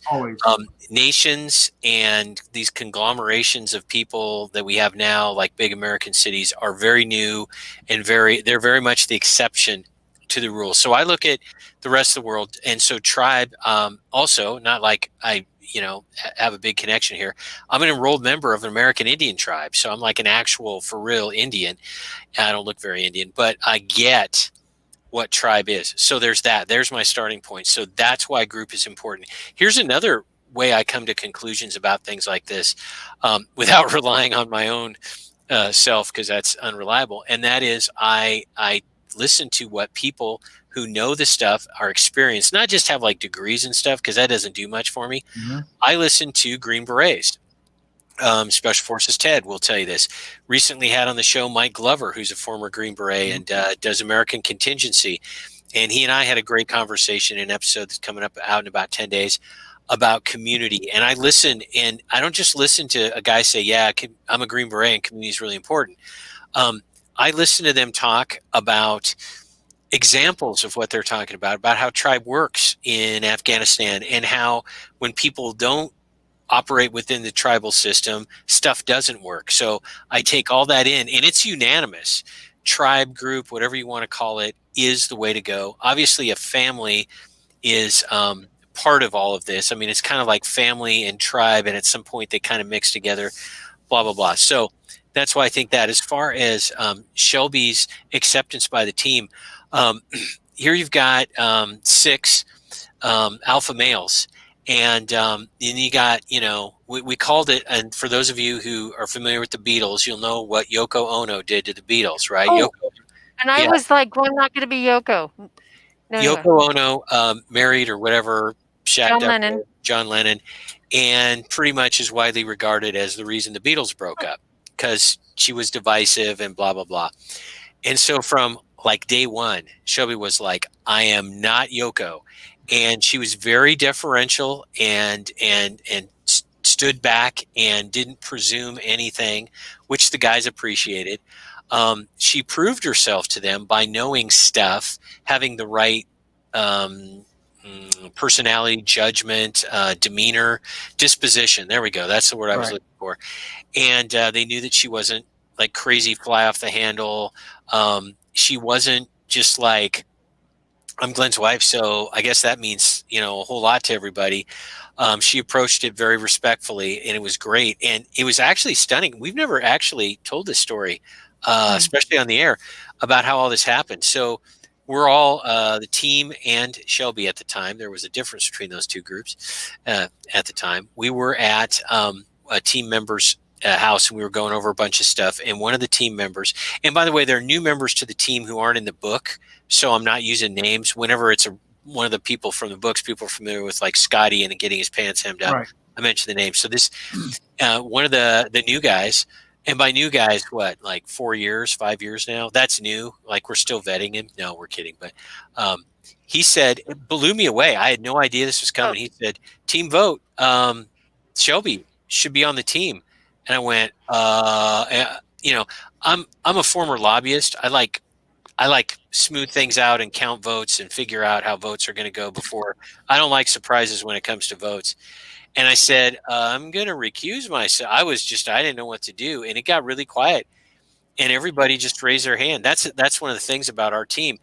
Everything is unanimous, because if it ain't unanimous, it ain't happening. Right. And so, and she came in, and then she has taken the lead on some of the topics, and I don't want everyone to think it's just like she cooks and stuff, although she does and does it very well. There are topics that she, as I say, takes the lead on. She's proven herself, and it's appreciated, because when we do stuff at our place now, our compound, as we call it, the autonomous zone, as we declared our place to be an autonomous zone, so we can do whatever we want, and there will be no law enforcement and stuff like. No one can judge us. Yeah. Oh yeah, I'm a lawyer. Trust me. If you can do it in Seattle, you can do it on our place. So why not? Right? But everything. I mean, everybody is comfortable. The setting is perfect. Everybody has a bed and linen, and the food is great, and everything's taken care of. And then that is cool in and of itself. And then when it comes time to have conversations, she contributes meaningfully. And so that's how that went, and it went really, really well. And when stuff falls apart soon, and those guys are coming to our place, they're going to be bringing wives and in a couple cases girlfriends, and that will be another integration. There will be more ladies in the crew, but I have no doubt that it'll go well, just because all of our priorities and values are oriented the same way, which is community is king. So that's a great question. No one's ever asked for us, and I appreciate it because it's a good answer. I love telling that story, and I never have before. Well, I do. I'll just thank you for saying that. I do have another question. So your group, yes, there's a food shortage. Everything's going on. So are you guys still training today? And do y'all still meet? So people like to hear about groups because no one talks about them. Yeah. You know, it's like this secret mystical thing. Oh, you're in a group, and that's why you wrote about your group. It's in the book. You talk about your characters. I talk about a character at my retreat. His name's Hobble. Everyone that's ever heard me talk about survival groups, I always talk about Hobble. Hobble is a former Navy SEAL, smokes about 8 packs of cigarettes a day, and has only one leg, but he can outwork 5 men. And it's a name this Navy SEALs actually called him. And so it's not degrading by calling him that, but he's actually being written in a book as well. And he actually, Charlie Hogwood wrote him in one of his books. So, cool. We had Charlie on the show. That's going to be airing on December 2nd, by the way. Yeah, go ahead. Oh, a couple things about your question. You asked about the team and are we still active? The answer is yes. We still meet. As far as training goes, that is hard to do. We still do it, especially now. In fact, we just had a group text conversation yesterday about this. We're not going to go pop off a bunch of irreplaceable ammunition right now just to get trigger time. A lot of the guys do a lot of dry firing, for example. I do not do as much gun stuff as the other guys, to be really candid. I have other things. I mean, you want to talk to Argentina?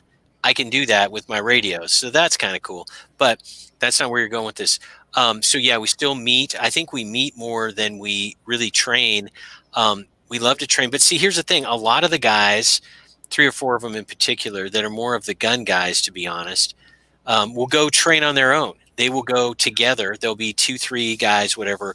We'll go to a class. We have trainers that we really like who do good stuff like vehicle stuff and night vision stuff and really, really good stuff. A lot of the guys that are the gun guys are in law enforcement and do other things in which it's what they do all day long. So then there's that.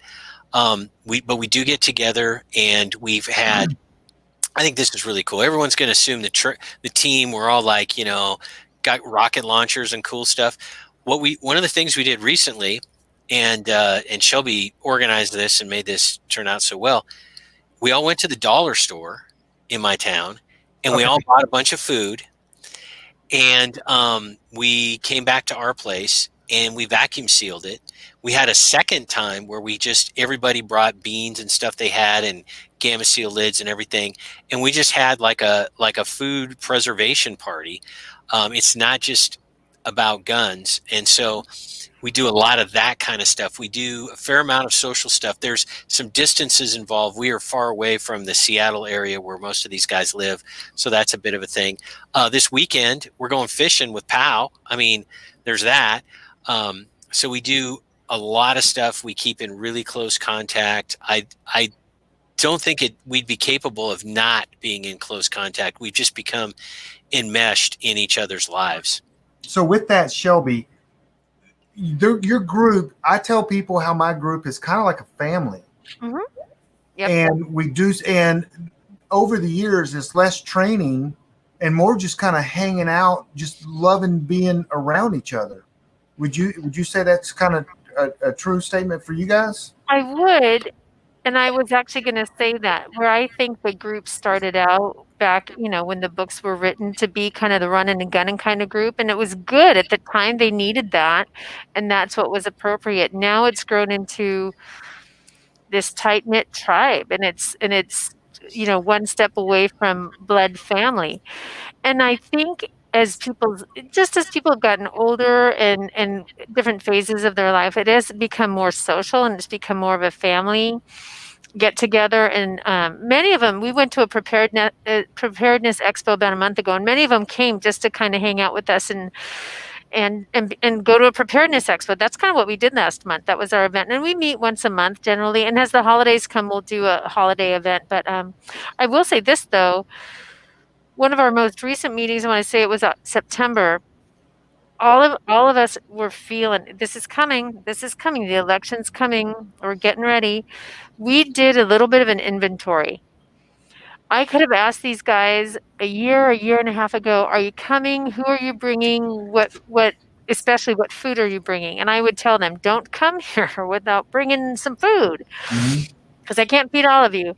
And it was kind of okay, I need to work on that kind of thing. Now, when we did that inventory in September, it's like, I'm bringing my girlfriend. She has 2 kids. We got the food going, and they've been taking inventories, and they're very clear what's happening in their mind. And that was good for me to know, because now I'm like, I got to get some more mattresses. But yeah, it's changed, and it's also become more focused, because we're feeling what's happening in our culture, and that it's going to collapse soon, and we're about to be in a civil war. And so it's been good. It's family, and it's good, to be that close, so that when this does collapse and we have to live together in an incredibly stressful environment, that we like each other and we know each other's, sore spots, and we know each other's personalities. So it's good. And so then I was going to say, over here in the chat box, I see one person, Mike Hughes, he keeps saying he doesn't have a tribe. He doesn't have a group. You're in the right place. You're on a PrepperNet live chat. There's your tribe. We'll start with the names that you see right there, Mr. Hughes, and don't leave your door unlocked like I just saw you write. That's not. Yeah, I did see that too. Forrest, I want to add 2 quick things about groups. You're right. Nobody talks about groups, and if they do, it's not enough. 2 of the episodes of Prepping 2.0 were absolutely amazing on this. We have an affiliation with the Spokane team, and they are squared away. And it's episodes, off the top of my head, 20 and 21. So it was about a year and a half ago. Look for the Spokane team. And when you go to prepping2-0.com and you look at the episodes, go way back, the Spokane team. And it's 4 hours, including the after shows, of detailed stuff about how they do it. And they answer the questions about hanging out. Shelby and I, and actually my team guys listened. Most of them listened to those 2 episodes. And they said, yeah, we learned a couple things. These guys were away. Another thing I'll add about teams that doesn't get talked about too much, but is vital, and something that our team is really doing well at and recognizing, and that is, we call them auxiliary and support. And those are Green Beret terms, for the auxiliary. I'll sit there and I'll go, hey, I know a guy who's got a bunch of heavy equipment, excavator stuff. He's a cool dude.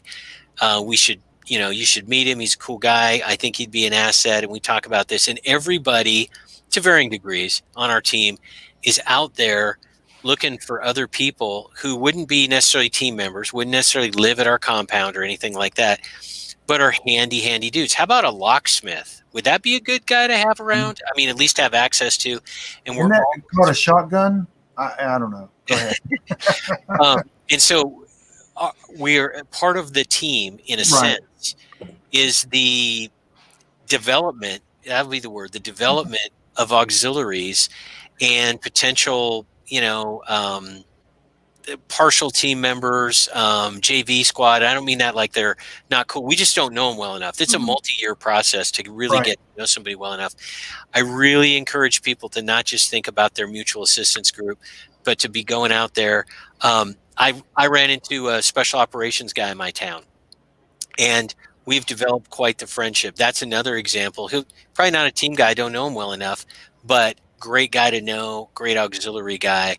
So keep that in mind, you guys. Let me throw this out there. So on PrepperNet, one of the things that I built was, when you join preppernet.com, I ask you to put your zip code in. So and your email address. You have to put your email and your zip code. So on PrepperNet, for the premium members, they can go and search this database, and they can search to see how many people are in their zip code that are on PrepperNet. They don't see their names. You'll just bring up your zip code or zip codes around you. It'll say 12, 7, 3, whatever the number is. It will list how many people are in your zip code. Then you can type out an email in a form. My name is Glen Tate. My number is this. This is my email. I am looking to meet people in this zip code, and I see there's 7 of you, and I'm sending this email to you. Please get in touch with me if you want to get together. So even though you're in the database, they never see your information. Now you get the email. You're one of the 7. You know who is trying to get up with you, and you can choose to get to reply or not. Mm-hmm. So it keeps everyone's identity there. If you're the one searching, you've got to give up your information so they can get back to you. So then that person then can respond, and people are meeting up like that all over the place in Prepper Nation, PrepperNet. As a matter of fact, a quick note and I've told this many times, is in Florida, a gentleman did a search on his computer, I think he found 11 people. It was right outside of Jacksonville, Florida. Said, "Hey, I'm looking for someone to meet with. Will you have coffee? Please respond." And he sent it out, and like 5 hours later, his email he got was, "Bill, I live 7 houses from you. I know your kids, and our kids go to school together. I didn't know that you were a prepper." And they met through that forum. That's happened many times, but that's the coolest because they were 7 houses away from each other and didn't even know each other were preppers. Mm. And now they're getting ready to, the 2 of them are going to run my Jacksonville meetup group because they've come together and they've been training together. But groups are vital for sure. So the other thing, I think that's it. We've gone on almost 2 hours. You got any final words? Well, I was just going to say this to finding like-minded people, because I think we all feel that time is short. And what I love is I'm watching the conversations happen over here in the chat box. You guys are doing it. You're doing it. This is how you meet people. Where do you live? Where do you live? Whatever. That's how this is done. Look for both Glenn and I have recent examples. Here's my example. This is how you find people too. And these are the people you invite over, that you have over for, I don't know, watching a sporting event. We don't do football and basketball anymore. We know that. I had a plumber, it was probably mid-September, come do some work because I needed a plumber. And he walks into my garage to get into the house. And my garage looks like a garage, but it doesn't have cars in it. It has, shelves with stacks of tools and stuff. And it also we have 2 freeze dryers. And if you don't know what a freeze dryer is, it just looks like a big refrigerator. You don't even notice it. But he immediately saw that and said, "I have one of those too. What are you working on? What are you freeze drying?" And he said, "Man, and he just went off. You could tell he's wanted to talk to me, but he only had about 10 minutes to talk. And we've been stocking up eggs and freeze drying eggs, got some extra chickens, this whole COVID thing. Do you think this whole world's going to collapse?" And he just went on. And I'm like, yes. And trying to get an answer in there. And I said, "Yeah, we need to keep him." I'm like, "We need to have him over and his family for a barbecue. We need to keep that contact because he can be one of those auxiliary contacts." Glenn had something similar. There's a local law enforcement person near us. I met him about a year ago the first time. And I remember the first time I met him, he said, "Yeah, I'm ready to sell everything and buy a bunch of guns and move to Montana." And I'm like, "What are you doing on Friday night, sir? Because you're my type." And so look for these people, and now it's there's you guys, over 50% of the population is preparing for this. You're not the crazy one.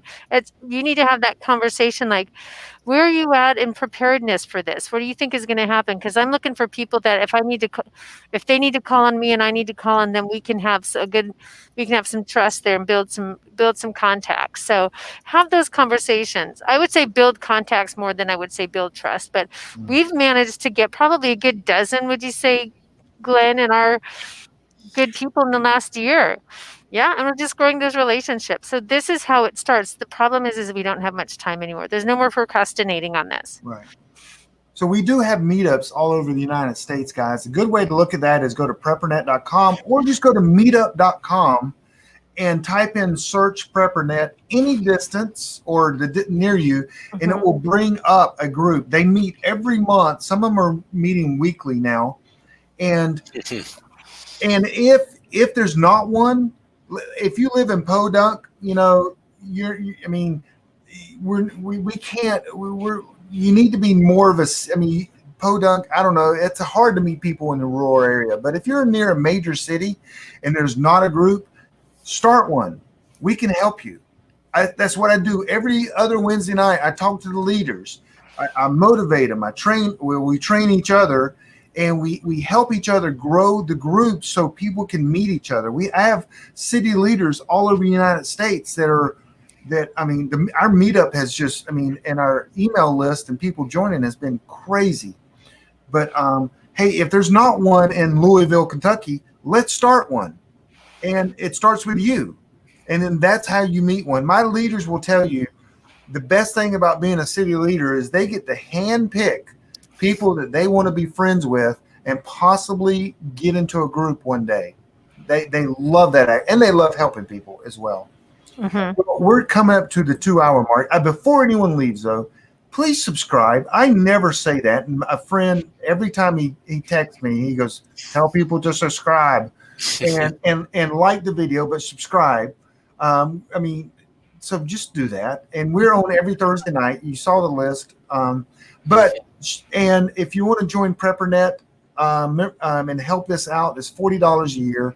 But go over to also Prepping 2.0. I listen to every podcast that they do, and I love it. I think I'm coming on in December. Yes. Yeah. And we're going to talk about Cabbage Patch dolls. I don't know why they picked that subject. I love Cabbage Patch dolls. Love them. I have a shipping container full of Cabbage Patch dolls. I'm preparing for when they're really valuable. When they come back. Cabbage Patch dolls. So you guys are great. You always are incredible. You guys help Preppernet in ways that people want. I can't even explain. But tell us all your books, how to buy your books, your show, how to become a Patreon, because you guys need to support these guys. Look, they built a studio.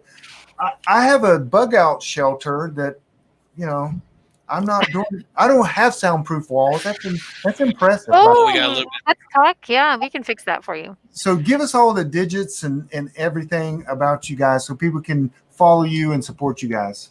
You bet. The all things prepping 2.0 are at our website. So grab your markers and pens and Sharpies and all that. Especially if you're Arizona, grab a Sharpie. Prepping2-0.com. There's all of our past episodes are there. There's also right up there at the upper right, there is a big badge you can press on Patreon. Takes you right to our Patreon page, gives you all the levels and all that. And it's not, the minimum level is $2 a month. I mean, it is truly cheaper than a cup of coffee in Portland. From there too, you'll see tabs that say Glenn's books, Shelby's books. That'll launch you to our author pages where you can pick and there's all the pages there, our author pages where you can buy your books in whatever form you want. If you like our merch, and I'm wearing one of them, and Glenn has a koozie over there, we have t-shirts and sweatshirts and face masks and mugs and all kinds of fun goodies. So if you like this, and right now people were wearing masks and enjoying that for what it says when you're being told by government you need to wear a mask. I think it's going to become a little bit more hit a little bit closer to home. And if you want to have a good conversation with somebody, wear this in Costco and see what conversation you get. So yeah, all things Prepping 2.0 is at our website right there, including our books, our merchandise, past shows, how to get onto Patreon. The other thing I'll add to you, you'll notice down the right-hand column, there's how you can link with us on Facebook. And the traditional ways of social media, we are also digitally prepping. We're finding alternative forms of social media in light of especially recent events. So if we ever get deplatformed from YouTube or Facebook or something, we will be on all of those other places too, because we've developed a community within those places, and we don't want to lose track of all of you and that are here and all of you here in this room that we're talking. So yeah, go ahead. Oh, you just your feed paused, and I was gonna start talking to your sons. Yeah, I have nothing to add to that. We're on. Well, I do actually. We're on Parler. That is our big thing now because Facebook keeps shutting us down and turning us back on. Parler. It's kind of like Facebook, more like Twitter. It's censorship free. So Parler at Glen Tate and at Prepping to the word 0.0. Our videos are now on Rumble. We're migrating from YouTube. Everything will still be on YouTube, but it's also on Rumble, which is a censorship-free version of YouTube. So diversify yourself. You know, one is none and two is one, right? And you need to approach that the same way when it comes to social media platforms, because real soon, people like us are going to get kicked off of Facebook and Twitter. A lot of us already have. And even if you're not kicked off, pretty soon saying stuff and doing stuff on those platforms is going to be kind of a bad idea. So come over and be with free people who can say free things. It's very refreshing to be on a censorship-free platform. So go find out how refreshing it is. You know, one of the things that we're doing is actually, you remember the old bulletin boards? Oh, yeah. So we had a bulletin board that was kind of archived for prepper. Well, it was actually the Carolina Preppers Network when we first started. And we actually last night as a leadership team in our phone call, we decided to bring that back out and start getting people there, because I control it 100%. I control the server, the security of it, and everything about it. We can't be censored. And so we're going to build our community on that, because I can also launch that in other ways of communicating other than the internet, like maybe dial up and ham radio possibly. And so we're looking at all aspects to do that. But that's what we're going old school. So good. But well, guys, thank you so much, man. You guys are the best. I mean, you guys are just the best. And people love you and support you. And you let me run that cheesy commercial, which I think did my wife write that or something? But our producer's ready for us to. He says it so nicely. He's like, yeah, let's freshen that up a bit. Okay, I will. I've thought about doing that for sure, because I think it. I mean, when the guy produced it, he did it in one take. I'm like, dude, that was awesome. And that's because I've never had a commercial done for me in the world. It could have been like a third grader. And I'm like, wow, that's better than I ever have done. Yes, I agree. So, but thank you for coming on, and go support these guys. I will, a few people asked me about my book in a text. So the book is coming out. We just came up with a name of it. Actually, today, my wife and I sit down and we came up with a name and like a little subtitle. And what it does, the book actually takes a prepper, and I go through the entire year. It's a road. I know there's a book called The Blueprint, but this is literally, it divides out prepping into things you need to buy the first few months, the things you need to learn, and your mindset. So it breaks down through the entire year to get you through not only the thing, because everybody thinks prepping is just, buying. No, it's learning. And if you don't have the mindset as well, you got all this stuff for no good reason. Mm-hmm. And it's going to come out. I'm hoping Black Friday or that weekend. We still got a few things to go through, but it's coming. And pick up one of my other books, pick Glen's. It was the first series I read. His book up, and also Shelby's series. These two books are, if you join PrepperNet, actually, this one's downloadable for free, and this one will be soon. So Nice. These are not about the money. This is, y'all know me, y'all know my heart. This is about the gospel and about the moral compass of America. That's what these are about. Mm-hmm. Good. So thank you guys. Again, you're awesome. Our ratings, Nielsen ratings were, we had, I think it was 17 million people that were watching us. So, wow. So yeah, that's good. So we did good. So thank you for coming on, and we will talk to you guys soon. Thanks again. Adios, y'all. Thanks for having us for us. Good night. Good night. Be safe, everyone.